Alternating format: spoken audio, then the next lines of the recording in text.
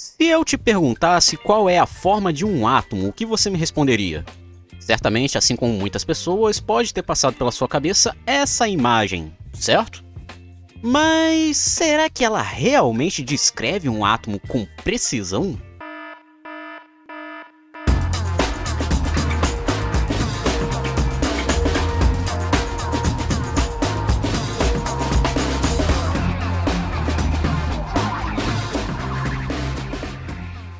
Pois bem, para que comecemos a compreender sobre os átomos, precisamos ter em mente uma coisa: não podemos enxergar um átomo. Inclusive eu explico sobre esse fato nesse vídeo aqui. Depois vai lá dar uma olhadinha, hein? Então você pode me perguntar, mas Sensei, se não podemos enxergar um átomo, como sabemos que ele existe e ainda por cima de onde saiu essa imagem aqui? Ocorre que, apesar de não podermos enxergar um átomo, podemos manipular eles usando algumas técnicas. E é a partir dessa manipulação que possuímos as ferramentas que nos ajudam a compreender como são eles. Mas aí é que está o pulo do gato. A forma do átomo está em constante evolução. Por isso que nós dizemos se tratar de um modelo atômico, pois a cada nova descoberta o modelo atual pode ser atualizado, e é exatamente isso que acontece. A ideia de átomo surge lá com os gregos antigos, mais especificamente com Leucipo e Demócrito, no qual eles postularam a possibilidade da indivisibilidade da matéria em um certo grau. Ou seja, você sempre poderia dividir a matéria, mas sempre que isso acontecesse, você se aproximaria cada vez mais de um limite indivisível, que eles chamaram de átomo, que quer dizer justamente indivisível. Ao longo da história, essa ideia foi trabalhada por diversos pensadores naturalistas, mas somente em 1803, o inglês John Dalton acabou por inaugurar o atomismo moderno. Segundo Dalton, como uma tentativa de explicar as reações químicas, a ideia de átomo seria muito bem-vinda. Para ele, cada elemento químico seria composto por átomos, sendo esses átomos indivisíveis e neutros, e com massas muito bem definidas, e que poderiam se combinar entre si para formar os chamados compostos, as substâncias, Atualmente chamamos esse modelo de bola de bilhar.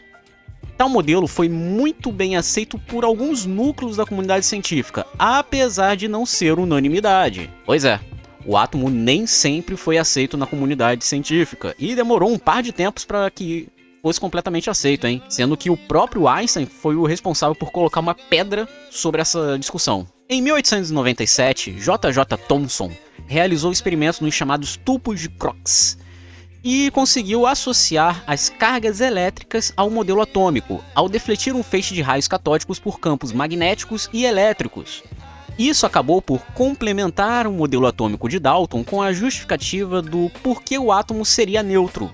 Isso se deve a um valor de carga negativa igual ao valor de carga positiva. O átomo seria composto por uma esfera positiva e os elétrons estariam cravejados nessa esfera.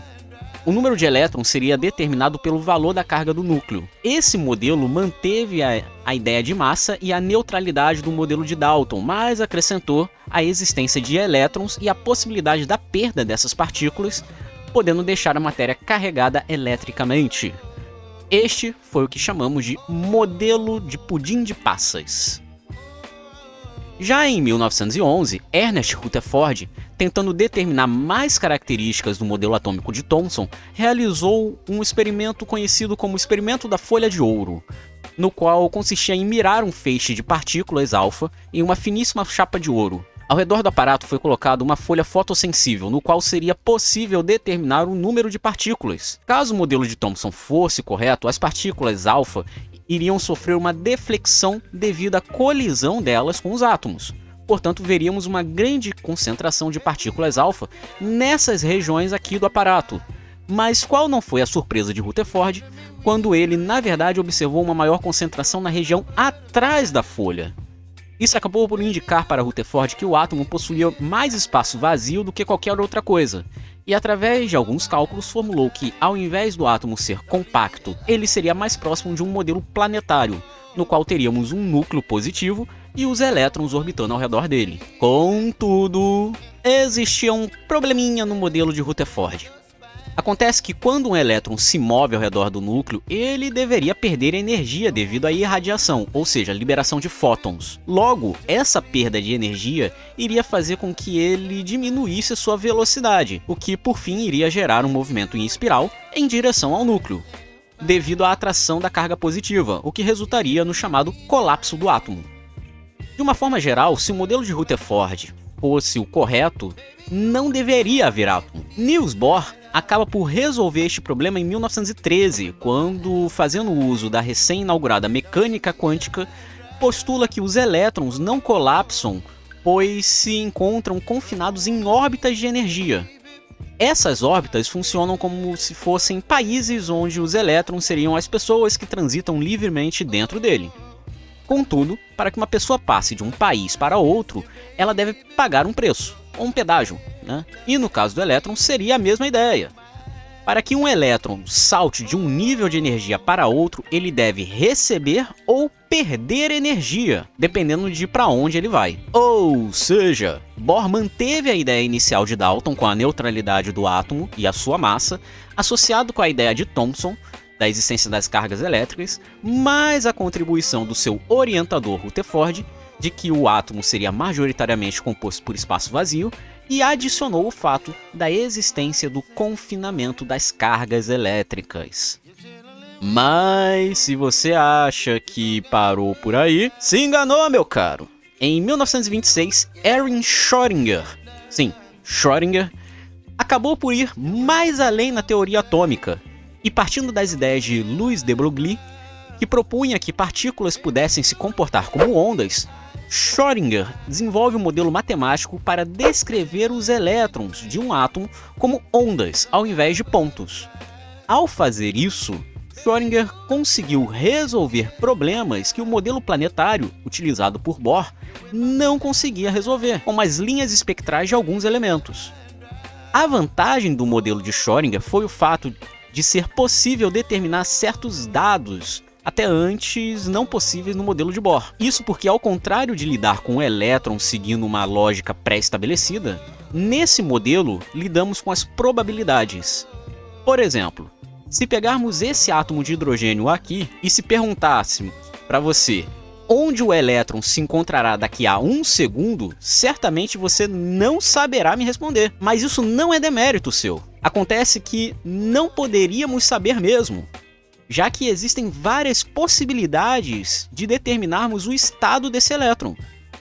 Ele poderia estar aqui, aqui ou aqui. O que o modelo de Schrödinger faz é substituir as órbitas do modelo planetário por uma nuvem de probabilidade, no qual podemos dizer qual a região com maior probabilidade de encontrar esse elétron. Mas existe um problema. Essa teoria vem com uma limitação chamada princípio da incerteza, no qual não seria possível de se determinar dois observáveis simultaneamente. Por exemplo, se você perguntar qual seria a posição do elétron, o modelo de Schrödinger vai conseguir responder. Mas se você perguntar qual é o momento desse elétron naquele mesmo instante, isso já não será mais possível. Pois a partir do momento em que você tem a informação da posição dele, você não vai ter a informação do momento. Então, se você tem uma informação, você perde a outra. E vice-versa. Mas, apesar dos pesares, este é o modelo atômico mais atual, que faz uso de todos os anteriores e ainda coloca uma pitada de aleatoriedade no universo. Por isso, essa seria a imagem mais próxima que temos de uma representação de um átomo. Pelo menos até a próxima contribuição científica que ratifique isso, né? E é isso.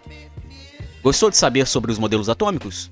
Lembra de deixar o like, se inscreve se não for inscrito, ativa o sininho para não perder nada. Também considere se tornar membro, você tem acesso a conteúdo antecipado, além de outras mordomias. Um valeu demais também ajuda. Tamo junto. E até!